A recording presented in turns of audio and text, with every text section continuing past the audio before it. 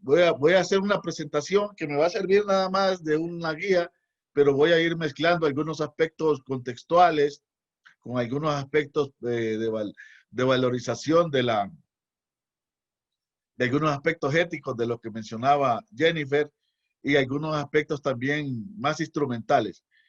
Vamos a ver, pensando un poco el ejercicio de los que yo he participado, me he propuesto enfocar como tres ideas básicas de contribución con mi participación.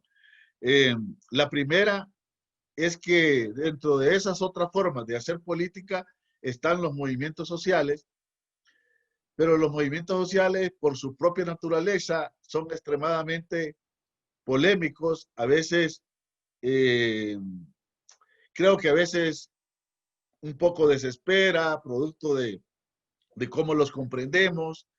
Eh, Cuando no los vemos, pues a veces somos muy fuertes porque no les vemos en escena, y cuando les vemos en la escena nos entusiasman, nos animan, pero a veces nos llevan a esos estados emocionales de esperanza y de desesperanza. Y esas otras formas, pues la acción colectiva es una de las más importantes.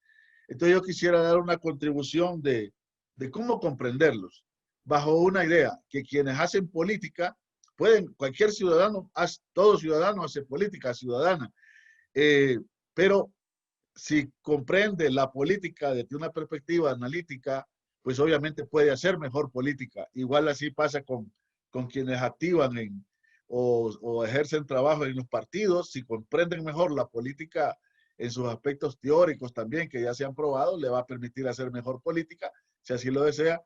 Y quien lidera movimientos sociales o participe en ellos, si tiene la comprensión más profunda, puede usar esas herramientas para participar en los movimientos y que su participación sea más efectiva.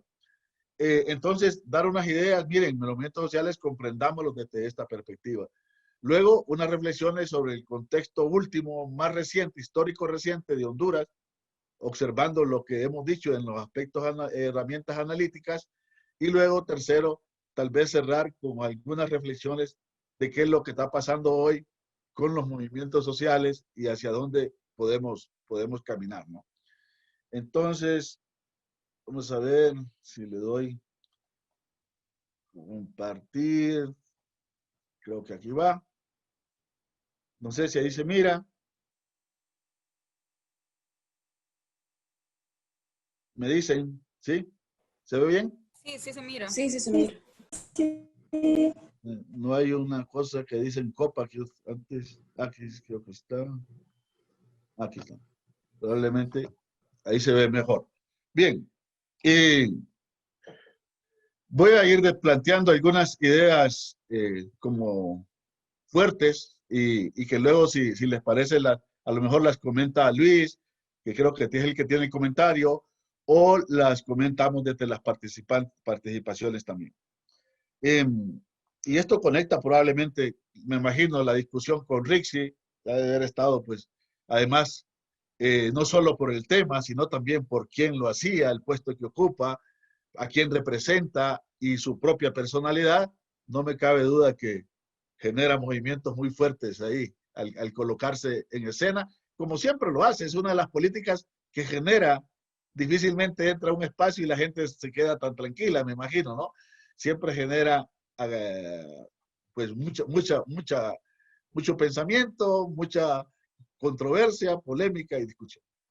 Entonces, yo creo que a pesar de que hay diferentes discusiones teóricas, ideologías, pero el poder y por lo tanto la política y la posibilidad de provocar algunos cambios se materializa en el Estado. Yo creo que eso es importante, ¿no? El Estado materializa, condensa en las sociedades modernas el poder y la política. Entonces decimos que una idea importante es entender que ese Estado tiene ese monopolio de centralidad de la política y que para llegar al Estado el monopolio lo tienen los partidos a través de procesos electorales. De hecho, muchas de las cosas que queremos hacer tienen que ver en Honduras con la imposibilidad de mover a quien está haciendo lo contrario de lo que queremos.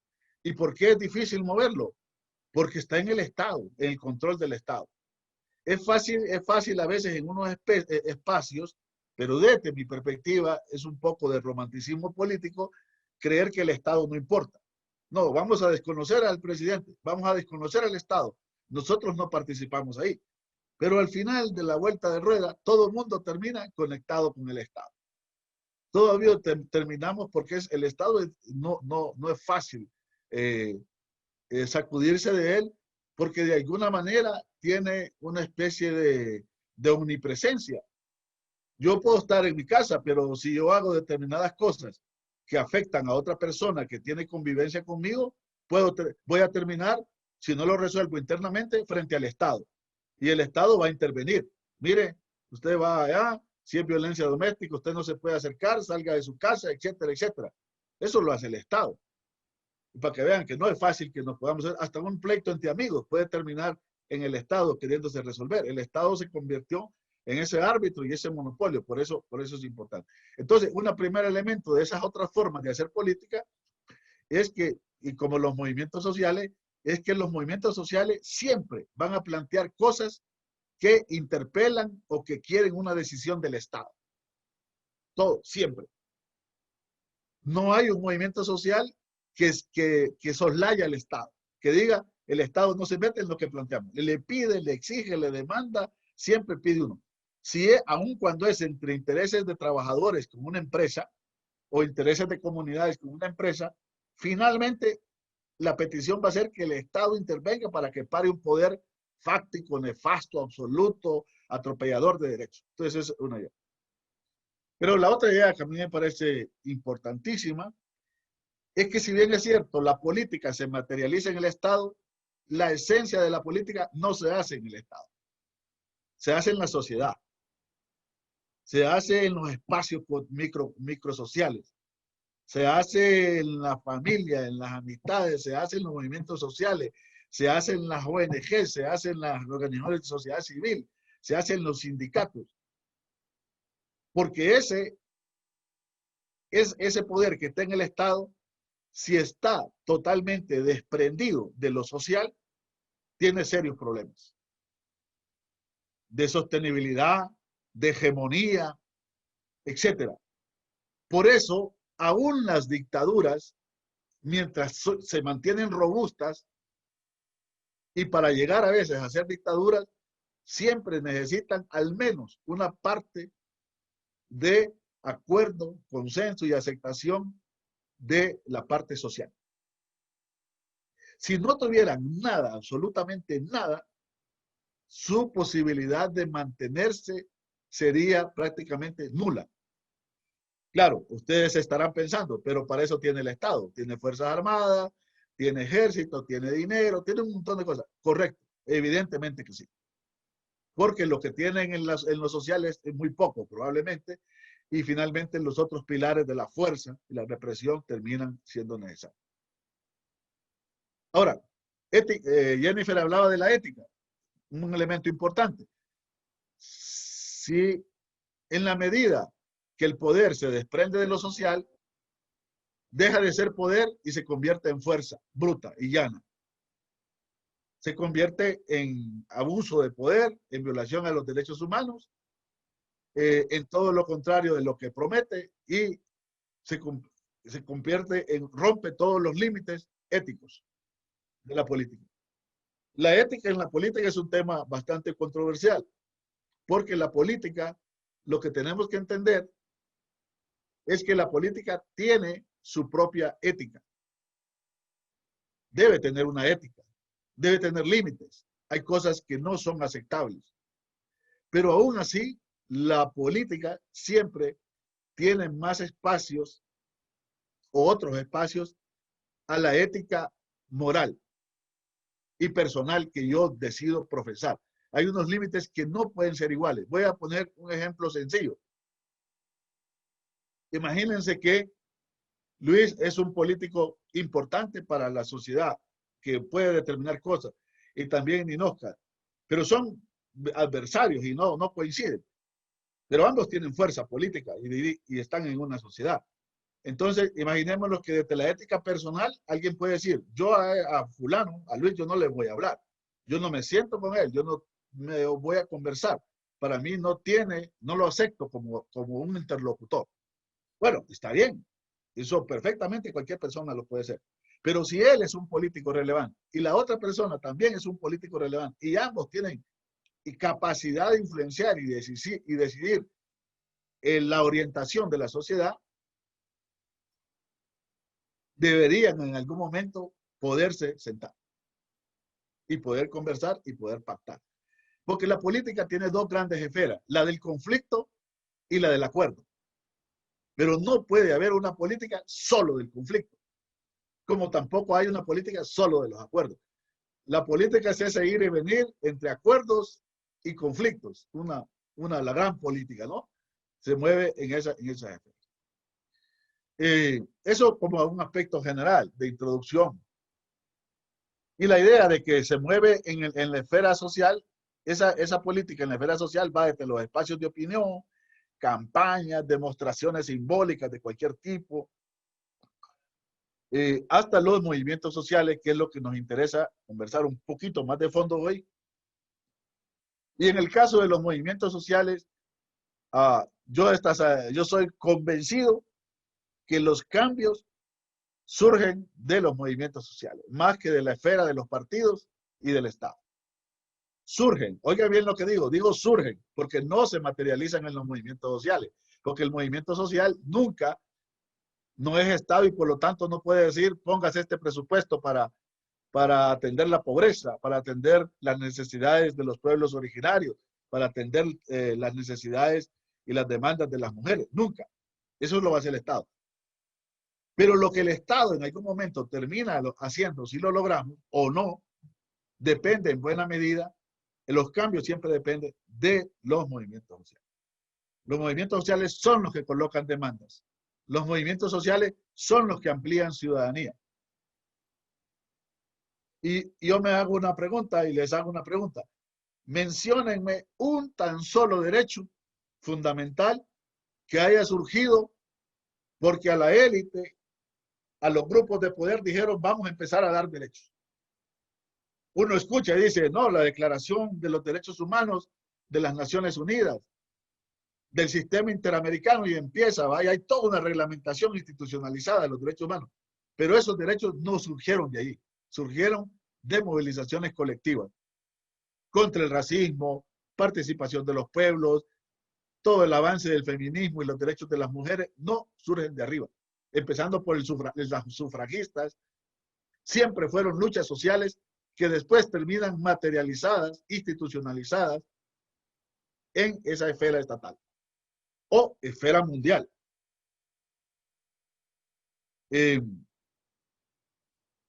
Por eso, obviamente, hay partidos que se proponen cambios, hay partidos que impulsan agendas de cambio, pero normalmente lo que hacen es recoger aspectos de sentir de la sociedad y en la medida que son capaces de colocarse muy cercanos a la sociedad, pues tienen capacidad de representar a la sociedad y tener una relación mucho más estrecha con los movimientos sociales. Tres aspectos constitutivos de un movimiento social robusto que que le da como identidad. Un movimiento social debe tener un nosotros o un nosotras, podríamos decir. Es decir, una identificación sólida, fuerte, orgullo, dignidad. Decir, somos esto, somos los pueblos originarios, somos los que le dimos sentido histórico a esto, fuimos primero que ustedes. Ese es orgullo, es identidad. Somos más del 50%. Somos las que hacemos todo el trabajo. Además del trabajo productivo, el reproductivo. Si nosotros este país se cae, la sociedad se cae, el mundo se cae. Somos las mujeres. Ese es nosotros. Tiene que ser. Entre más fuerte es, más importante. Entre más fluido es, como diría Bauman, más líquido, más problemas tiene el movimiento. Porque está en todo lado y no está. Difuso. Y tiene que haber a los que no reconocen los movimientos sociales no les gusta, porque dicen que el conflicto es malo, tiene que haber un contra ellos, un contra. Y ese contra, entre más focalizado está, mejor. Los movimientos sociales tienen que atribuirle a alguien la responsabilidad de estar mal. La responsabilidad de todos los desastres y los desmanes que puede tener una sociedad. Bien focalizado, bien identificado. Y debe ser claro, los movimientos sociales tienen que construir un discurso de claridad. ¿Quién es? Lo peor que le puede pasar a un movimiento social es no saber contra quién lucha. Y lanzar consignas aéreas, volátiles, que no se sabe, ¿no? Y luego, y siempre un movimiento social habla en nombre de alguien. Dice, representamos a. ¿Y quién es ese alguien? Bueno, depende del movimiento. Pueden ser los pobres, pueden ser los obreros, pueden ser las mujeres, pueden ser los indígenas, pueden ser los estudiantes, pueden ser los jóvenes, pero siempre en nombre de alguien. Ahora, esto es complejo. Todas estas cosas son aspectos en disputa. Porque el contra ellos no está parado, no está paralizado, está combatiendo también y dice, no, ustedes no son esos, son farsantes, no son los que quieren el cambio, no son la mayoría, y empieza a denostar, a criminalizar, a judicializar a ese nosotros. O a disputar la representación. No, ustedes no representan a los pobres los representamos nosotros, no han hecho nada por los indígenas, hemos hecho nosotros, y empieza ese tipo de... No, ustedes lo que no quieren es el desarrollo, nosotros lo llevamos escuela, carretera, llevamos minas, llevamos trabajo, llevamos economía, etcétera, etcétera. Entonces, todos estos son elementos en disputa. Ahora, hay una especie de misterio, problema, no sé cómo llamarle, ¿no? Y que la sociología, a pesar de la cantidad de libros, es una cosa todavía en debate.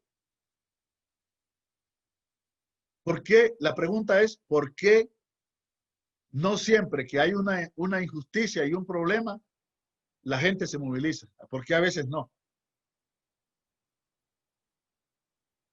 Y cantidad de tinta regada sobre eso. ¿Por qué? ¿Por qué la gente a veces no se moviliza? Y ahí vienen las discusiones y vienen un poco las naturalizaciones. Por ejemplo, no, es que no hay pueblo más pendejo que el hondureño. No, es que en todo país pasa algo, menos en Honduras. O si pasa algo, no sirve, etcétera, etcétera, ¿no? Y viene una especie ahí. Ahora, yo creo que nosotros, y aquí mezclando con el contexto, yo creo que nosotros como país estamos en un problema, ¿no? Y es que tenemos una urgencia de cambio acumulada que a pesar de que hay cosas, a veces nos cuesta verlas y porque queremos que esta sociedad estalle, a veces se quiere eso, no sé si es lo que debemos querer. A veces se quiere que estalle y que estalle ya. Y cuando no estalla, entonces, a pesar de que hace poco hubo grandes movilizaciones, entonces empezamos a decir, no, es que aquí no pasa nada, aquí esto, aquí lo otro, y empezamos, todas cosas, una carga negativa que a mí me parece que es un discurso desmovilizador porque produce desesperanza, todavía a veces de la que ya tenemos. Entonces estamos entre urgencia, querer cambio y la esperanza y la desesperanza. Pero lo que se ha observado de los movimientos más fuertes es que los afectados no siempre la gente que sufrimos el problema, no siempre se mueve. Pero sí es importante que se produzca un marco colectivo mental en la sociedad de indignarse y de sentir una injusticia. La gente tiene que sentir que está afectada para ver si da el paso a movilizarse. Y si da el paso a movilizarse, a organizarse. ¿Por qué organizarse? Porque solo un movimiento con algunas características organizativas logra ser permanente. Permanente, digo, un corto tiempo también, ¿no? No es que es permanente toda la vida, el movimiento no son permanentes, sino que logra mantenerse. Porque puede ser que una indignación haga estallar una ira colectiva y movilizarse la gente un día y hacer muchas cosas, pero luego ya acabarse, una llamarada de tusa, como decimos, porque faltaron elementos a veces organizativos.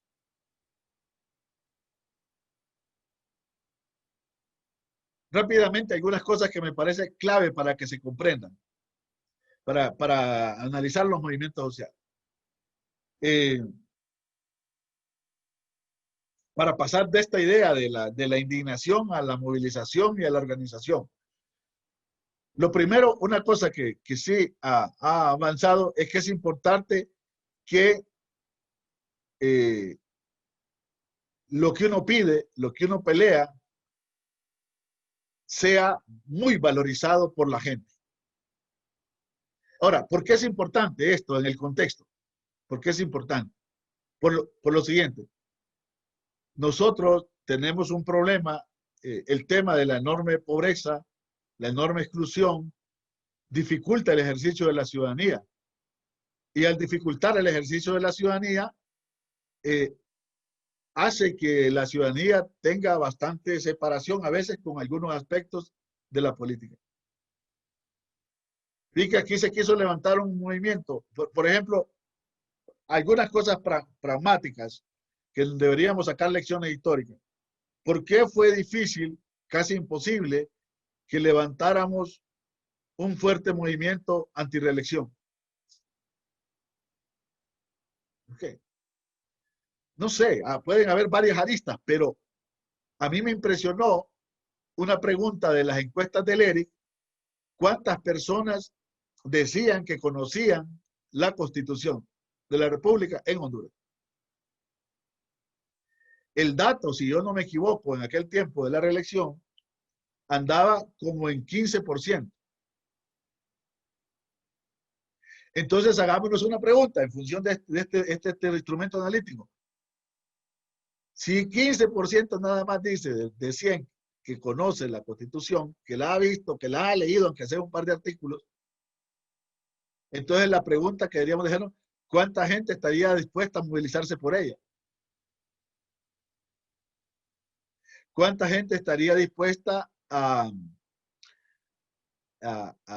como diría Eric Hobsbawm, a morir por esa Constitución? Pero alguien me podrá decir, pero mira, en la ruptura constitucional, golpe de Estado del 2009, la gente sí estalló. Pero es que ahí había otro elemento. Había un presidente, un liderazgo, un arraigo importante, una promesa de una democracia de participación, y habían mil razones por la cual era rechazado esa acción y no era tanto solo por la mera ruptura. Pero otra pregunta, hagámonos. Ahorita hemos estado hablando de refundar la democracia. Ustedes estaban discutiendo el tema de la democracia. Entonces una pregunta que nos tenemos que hacer es, ¿cuánto valorización tiene la democracia en la ciudadanía hondureña? ¿Cuánto porcentaje? ¿Cuánta gente, siguiendo al mismo Hobsbawm en la idea de los nacionalismos, cuánta gente estaría dispuesto, por qué a veces hasta morir por la nación o por la democracia? Yo lo que estoy diciendo es que estos elementos de gran pobreza y todo son elementos eh, pues que a Honduras lo hacen con una cosa bastante compleja. Eh, Otro aspecto clave para la movilización. Si la gente tiene que creer que el movimiento social es efectivo. Es decir, que puede dar un resultado. Si la gente dice, sí, hay una injusticia, estoy indignado, pero si dice, pero aunque yo me mueva o alguien más, no va a pasar nada porque este gobierno no lo podemos sacar o porque no va a hacer nada porque eso siempre saben hacerse la de ellos. Si está convencido que no va a tener efecto, no se moviliza. Entonces tiene que tener esperanza de que la acción colectiva sirve y que va a poder servir para algo. Es importante dar esperanza a la gente de que la acción colectiva sirve. Y luego, tener focalizado al enemigo, al contra ellos, es importante. Estoy tocando así rápidamente y creo que se nos va yendo el tiempo. Pero voy a tocar nada más algunos aspectos importantes. Otro aspecto importante, para que un movimiento sea duradero, tiene que haber activistas, tienen que haber líderes, tiene que haber quien convoque, quien mueva a la sociedad. La autoconvocatoria en un momento de indignación plena puede funcionar por unos días, pero luego tiene que haber una forma organizativa de cómo estar convocando, cómo estar moviendo.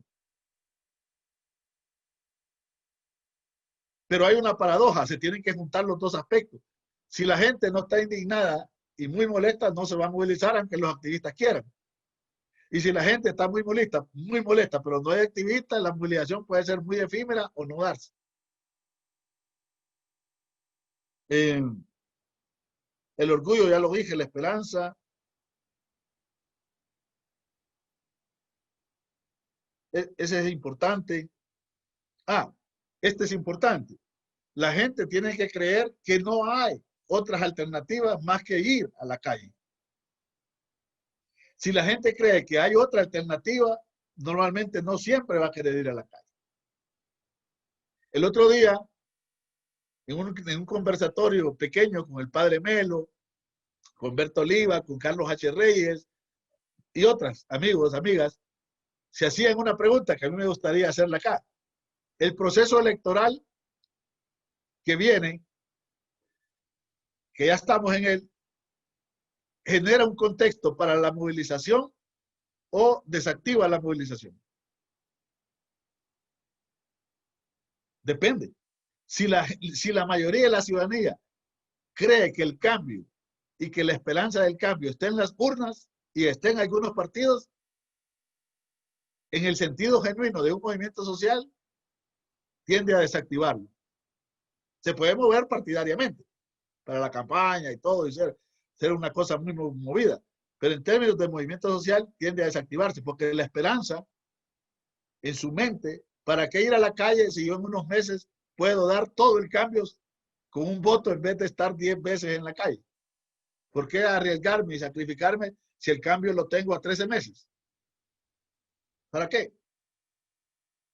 La gente, cuando los movimientos se producen de manera tan fuerte, es porque no encuentran otra salida institucional.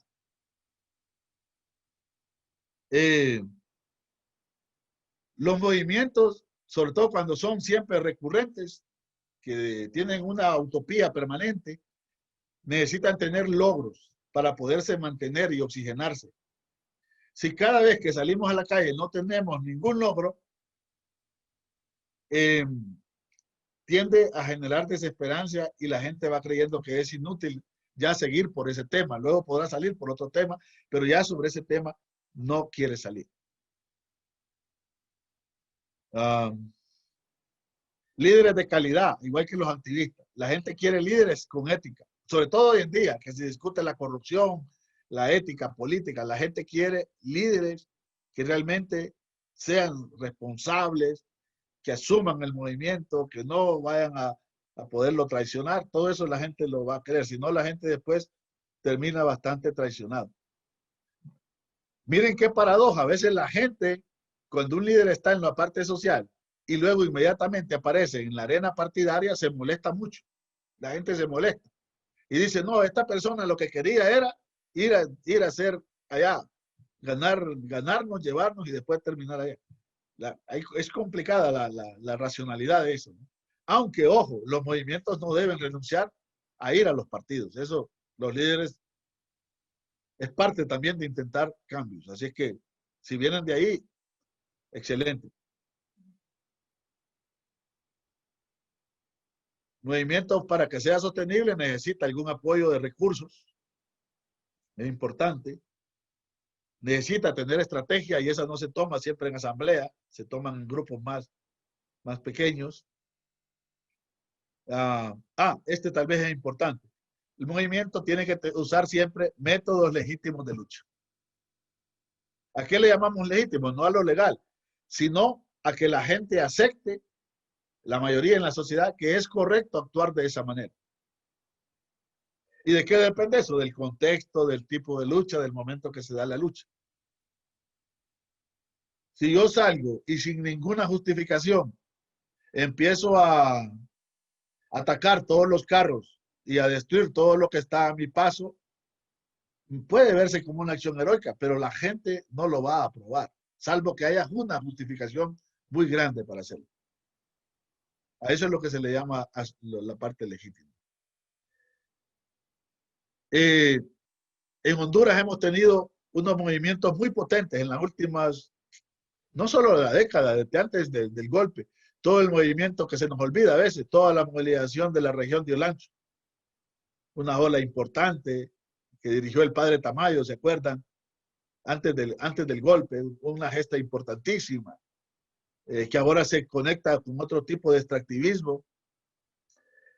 No es fácil hacer esa caminata de Juticalpa a Tegucigalpa, en realidad es heroica, y la hicieron un par de veces los ambientalistas de Olancho, los, los movimientos, sobre todo en la región de La Guan, pidiendo el tema de tierra, eh, todo el tema del extractivismo, ese es el entierro de Berta Cáceres, el movimiento contra el golpe, que es uno de los más extensos, mínimo 150 días, todos los días en la movilización, el retorno de Zelaya, la reactivación del movimiento estudiantil, ahora está por la vía más institucional, tiene que ir, ahora el movimiento estudiantil hay que ver cuánto va a ir a cosechar para integrar el Consejo Universitario. Pues era lo que querían, tener representación, bueno, ahí está, la ganaron. Ahora tienen que tener la capacidad de organizarla y realmente hacer la realidad. Si no, va a decepcionar también un poco, ¿no? Eh, la movilización de las antorchas o la ciudadanía indignada, el levantamiento, para mí este fue un levantamiento más que un mero movimiento, ¿no? Porque aquí tengo esta foto así tranquila, pero si ustedes observan las fotos de esos días, son fotos de mucha indignación. Quemas de postas, quemas de peajes, una cosa casi insurreccional realmente, ¿no? Esta es una de las movilizaciones en Tegucigalpa. La plataforma por la defensa de la salud y la educación. Ah, ¿qué quiero decir con esto? Que la sociedad hondureña no ha estado paralizada, ha estado movilizada. Movilizada en estas olas, en estos aspectos. En otros aspectos hemos tenido problemas, ¿no? No hemos podido consolidar un movimiento realmente por la salida de lo que hemos llamado el dictador. No hemos podido consolidamos antes un movimiento antireelección. No pudimos consolidar un movimiento por defensa de la Constitución. No pudimos, en la parte más propia de esta política ha costado constituir un movimiento meramente político. Lo político en Honduras, por los problemas políticos después del golpe, están bastante fusionados entre lo social y lo político. Todo lo social termina político, pidiendo la salida de Juan Orlando, y a la vez lo político está como muy fuerte en los aspectos sociales. Sobre algunas cosas, ¿no? Ahora de lo que estamos viviendo,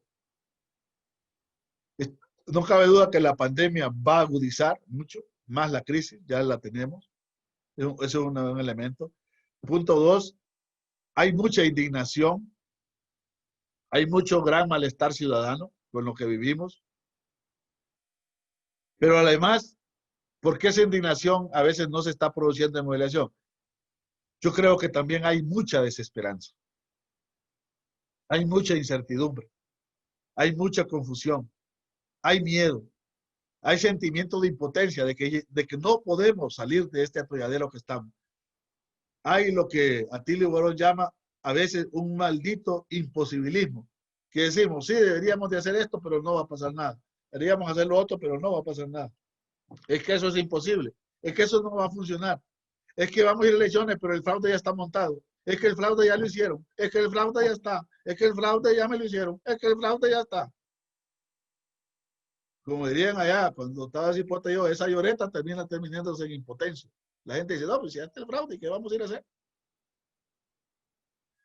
Y tenemos un problema. Muchos de estos movimientos son movimientos bastante líquidos, con poca organización. Algunos de ellos. El de las antorchas, el de, el de contra el fraude fue potente, insurreccional, pero con problemas de conducción y de organización y de líderes, a pesar de que habían partidos que lo deberían de interesar. Lo más organizado por la tradición de estructura es lo de la plataforma, que sí tenían, comparado con las antorchas, bastante organización. Y contra el golpe también, porque recogió, oiga, los movimientos sociales se heredan. El movimiento del golpe, no nos olvidemos una cosa, fue hereditario de la Coordinadora Nacional de Resistencia Popular. Le heredó todo una cantidad de cosas, de líderes, de activistas, de organizaciones.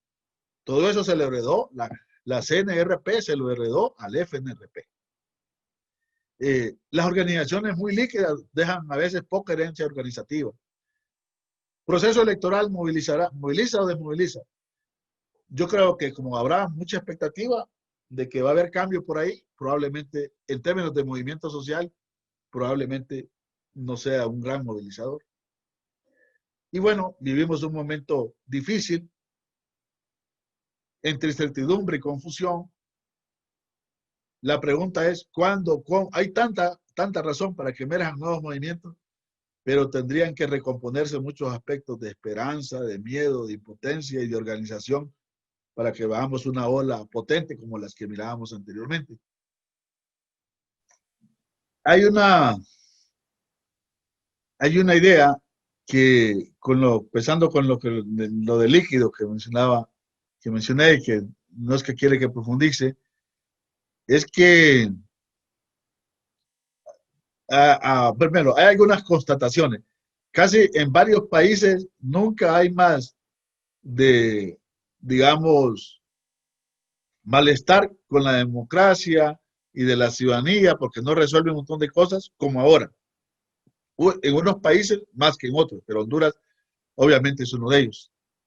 Entonces genera mucha indignación, mucho malestar y en algunos momentos de acumulado la sociedad tiene capacidad de producir olas de movilización, protestas, a veces hasta estallidos, como el que tuvimos, por ejemplo, en el 2019 en Chile y en muchos otros países. Entonces la gente sale indignada, muy molesta y realmente explota de mil maneras, ¿no? Como se dice. Pero la posibilidad de sostenibilidad de esa lucha vinculado a organización, a generación de liderazgos y a generación de activistas, eso prácticamente es casi inexistente. Un ejemplo de lo líquido es que hoy en día el líder soy yo y mañana ya no soy líder, el líder es otro. Hoy convoco yo y mañana o ya no convoco, no hay nada, o convoca a otra persona. Y no hay una identificación clara de ese liderazgo. Entonces, porque bueno, ¿qué pasa a un movimiento? Supongamos que logra movilizar a toda la sociedad. En algún momento de una etapa, si es exitoso el movimiento, tiene que negociar con el poder para seguir avanzando. Pero a veces, cuando no hay organización, ni siquiera hay quien pueda representar eso y ir a poder negociar en algún momento que sí realmente se requiera. Y el movimiento realmente entra en mucha confusión. Muestra indignación, pero no sabe ni tiene certeza hacia dónde va caminando, hacia dónde ir, ¿no?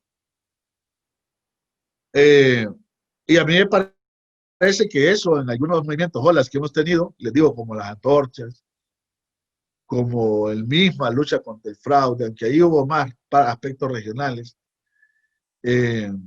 son ejemplos de eso. Entonces, dicho, lo podemos resumir en esta frase: la indignación en este tipo de movilización más líquida genera protestas, estallidos, pero no genera movimientos sostenibles. Y para que haya un cambio en la sociedad, profundo o no profundo, pero cambios, tiene que haber cierta sostenibilidad de los movimientos y capacidad organizativa y liderazgo. Entonces, ese es un poco el tema, ¿no? Que es como tiene que ver con alguna manera como mucho de lo que ha pasado en la sociedad, mucha mutación. Así como otras relaciones se han vuelto frágiles, como las relaciones afectivas, como las relaciones de las parejas, como las relaciones laborales, de mucha flexibilización, pareciera que la política también ha entrado en esa etapa de eso. No sé, Ninosca, si quieres profundizar un poco, aunque no es sobre movimiento, pero ese libro de Bauman de Política Líquida, no sé si lo conoces, se los recomendaría un poco para ver de qué es lo que estamos hablando en eso, porque Bauman escribió muchas cosas sobre lo líquido, pero sobre la política hizo uno, En busca de la política se llama el libro, no se llama La política líquida. Eh, luego,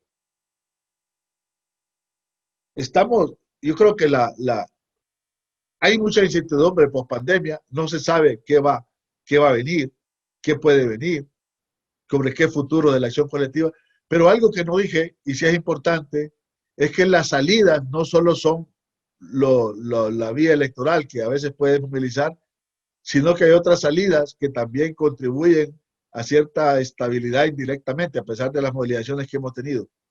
Una salida, por ejemplo, en Honduras muy fuerte es la migración. Otra forma, si quieren, de movimiento, podemos discutirlo, no entra claramente en la idea clásica, pero finalmente piensen en esto. Si el 6% de cada 6, 7, 8 de cada 10 hondureños, hondureñas, dicen que lo que quisieran es irse si tuvieran posibilidades del país, la pregunta es, si alguien está convencido que Honduras ya no es el país en que uno puede vivir, no más, que ya nunca va a cambiar, que se volvió, la pregunta es, va a buscar otra salida, la de irse, pero no la de hacer el cambio. Entonces, finalmente, los que sí están por el cambio se van reduciendo dentro del 100 del pastel de la población. Y finalmente lo que queda tal vez es un 40%, que sí está, como quien dice, queriendo participar electoralmente, queriendo participar en movimientos, indignado. La otra gente también, la otra gente más que indignada, está decepcionada del país y de todos los políticos. Es esa idea donde dice, no, el problema no es Holanda, el problema son todos los políticos. Entonces, cuando usted dice toda la política, todos los políticos, no hay salida política. Lo que hay es salida del país, irse. Lo que hay es salida del fundamentalismo religioso. Creer que Dios me va a salvar y que no importa la vida que lleve acá, si algún día yo voy a estar en el reino de los cielos. O la economía ilícita. Narcotráfico, violencia, extorsión. Es decir, hay salidas. Ante la crisis, la salida política es una, que debemos potenciarla, trabajarla, y por eso es importante los movimientos, los partidos. Pero hay otras salidas no políticas, y a veces de mucho costo humano para la gente que las hace, pero también de mucho costo para la sociedad también, para el cambio. Y entonces con lo de pospandemia, veo esa situación. Y hay, la política, eh, y esto de multitud, y esto de los líquidos también a veces se traslada a los partidos o los liderazgos. Lo que hacen muchas veces los outsiders o los antipolíticas es querer ganar con una especie de política líquida, sin mucha organización, pero que generan un boom y a veces sí dan un golpe y pueden hasta ser presidentes. Porque el malestar sí catalizan. Pero luego, cuando están de presidente, sin partidos, sin trayectoria, normalmente, en general, los outsiders en América Latina no han sido buenas figuras, no han hecho grandes cambios importantes. En general han sido una mala experiencia para América Latina. Porque usted entusiasma por estar en contra de todo, en contra de todo, en contra de todo, y luego llegan ahí sin ningún tipo de... Eh, los movimientos sociales, al igual que los partidos, pueden correr el riesgo también de burocratizarse. Terminar solo los líderes y los activistas separados de la gente por falta de comunicación, interacción, todo eso.